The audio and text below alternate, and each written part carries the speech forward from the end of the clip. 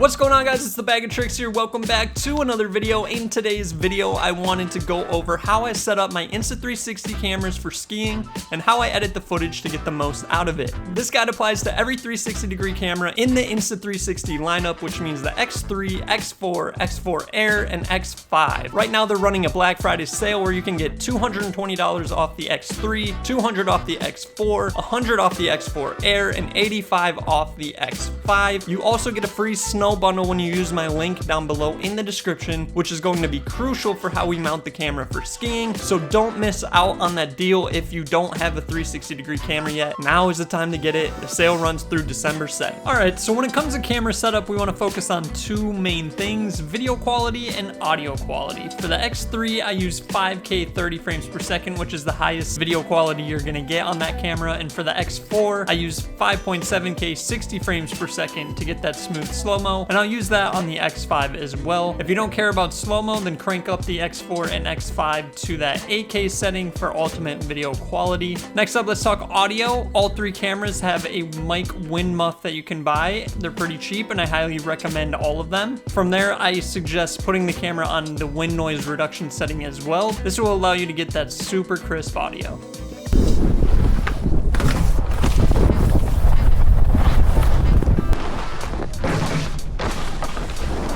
And if you're ever skiing when the lighting's not great or at night, you can utilize the pure video mode on the X5, which is an industry-leading low light performance mode for 360 cameras. Moving to mounting accessories, I use both a helmet mount, which comes in the snow bundle, as well as an invisible selfie stick every day I'm on the mountain. I also use the quick release mount system, which lets you swap between mounts a lot easier, especially with the X5 being magnetic out of the box. For the helmet mount, make sure that the camera can see your skis and boots, and that your helmet isn't blocking them from view. This is crucial to get the coolest looking POV shots. Honestly, those are the only two mounts you need to get amazing ski shots, but some other accessories I love having are the chest mount for a different type of POV shot than your helmet mount, extra batteries for the cameras on longer days, the multi-charger for each camera to get those batteries ready for the next day, a replaceable lens kit for the X5. I mean, skiing can get pretty violent sometimes and your camera could get damaged, so it's always good to have backup lenses. The new ND filters to give you some cinematic motion blur, and then the mic Air, which I'm super stoked to try out this ski season. I'm also using the mic Air right now, which seems pretty sick. I haven't used it for skiing yet, but essentially it just wirelessly connects to the Insta360 X4, X5, and Ace Pro 2. You can actually connect two mic Airs to the same camera and get audio from two different perspectives. So like when me and Cass are skiing together and she's saying something funny and I'm saying something funny and I'm recording on the camera, now if we both have a mic Air, you're gonna be able to get that audio no matter how far away she is from the camera, which is really, really sick. Super stoked to try that out. And I always have a lens cover or a camera case for when I'm throwing the cameras in and out of my pockets. The beauty of the 360 degree camera is that when you actually go to film with it, as long as your settings and mounts are right, it doesn't matter where you point the camera. You literally just hit record, do something cool, and worry about the rest later. This gets even better with the new Instaframe feature on the X5. All right, so winter hasn't quite yet arrived here in Ohio, as you guys can see, but I wanted to test out the Instaframe feature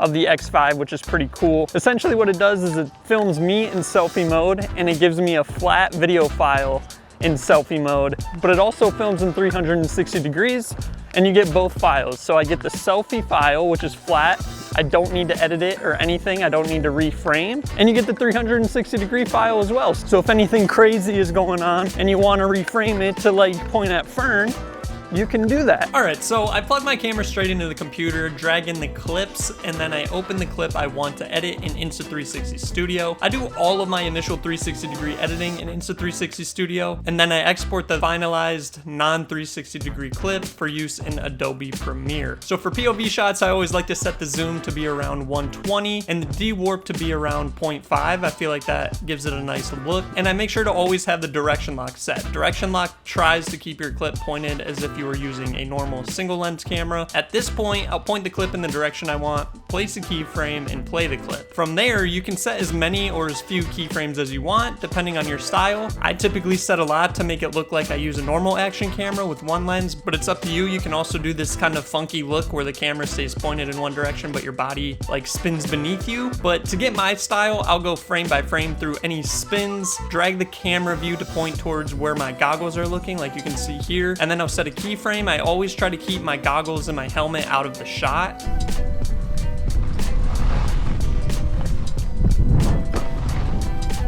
For rail slides or airs, I'll set a keyframe just before the takeoff of the jump, and then about halfway through, I'll point the camera down to see my full skis, set a keyframe, and then point it up again at the landing to set another keyframe. I think that just looks really cool.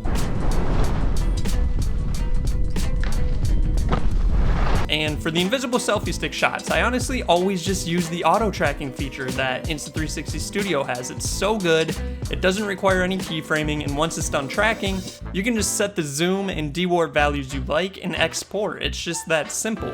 You can also track one person, stop the tracking, and then track another person to get some really cool shots while skiing with a group. And if you want to impress your friends, you can always throw the stats onto the clip to show that you're the fastest skier in the friend group. And so yeah, from there you will just export your clips. I always select the highest quality available, 100 megabits per second for that super crisp look, and then 60 FPS, 59.9 FPS when I'm using a high frame rate clip. Otherwise, I'm gonna do 30 frames per second if I'm using 8K 30. So that covers my editing flow on the computer. Now let's move to the phone. You'll log into the Insta360 app, connect your camera, and pick your clips. Honestly, I don't do much editing on my phone, but the Insta360 app definitely makes reframing your shots pretty pain-free. So I'll open the same POV clip here and essentially go through the same keyframing process as I did on the computer, just using their touch controls instead, which are pretty intuitive. Again, you can set as many or as few keyframes as you want. Now for the selfie stick shots, they have both selfie mode built into the app and AI reframing that automatically reframe your shots to keep you in focus. Selfie mode is pretty self-explanatory. It's going to keep you in the shot the entire time, whoever's holding the selfie stick. But AI reframing is cool in group situations as it does that multi-person tracking that I mentioned earlier, but it just does it automatically. It just figures out who in the shot is doing something cool and frames to that person at any given moment. They also have full-on AI editing that can make an edit to some music, which is pretty wild and is something I really want to try more in depth later this season, so stay tuned for that. Again, from here, you'd export the clips at the highest settings and use them on social media or wherever else you want to use them. And that's it, guys. That's my entire Insta360 workflow to get the crispiest, highest quality shots for both POV and selfie stick skiing. I hope this video helped you. If it did, leave a like and subscribe. And if you have any questions about any of this or any Insta360 camera, leave them down below in the comments. Again, don't miss out on the Black Friday sale and free snow bundle. The offer ends December 7th. I'll see you in the next video, guys. Peace.